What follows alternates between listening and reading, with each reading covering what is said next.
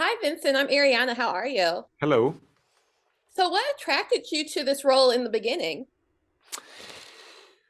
Well, the fact that suddenly, because I was approached by Apple, I would have a very, very, very large audience and still have a certain kind of artistic latitude.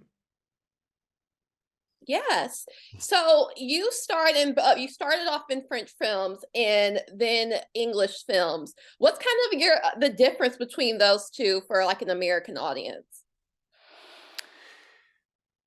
Well, apart from the language, I think it's kind of, I mean, honestly, between action and cut, it's the same thing everywhere. In America, in France, in China, in Korea, in Italy, it's the same. It's the same kind of thing. You have to make that shot work and to make it believable and alive, and shot after shot, this is how you build a character in a movie.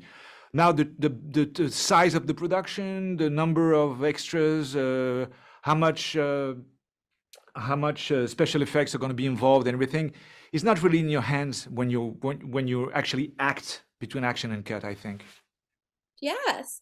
So a lot of times action stories are told within the length of a movie, but this is like a mini series. What was it like to be able to build that story in this character?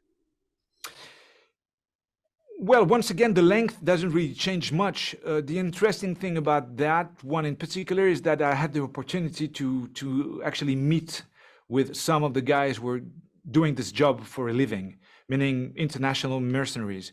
And what I kept from these encounters is that they were lonely, dark, um, cynical, and to cope with that reality that they've seen and that they really, because they worked for literally everybody, for the Americans, the Brits, the Israelis, Arabia Saudite, the Vatican, the French, they really worked for everybody. So they really seen what's going on behind the curtain and what the real politics who runs the world look like.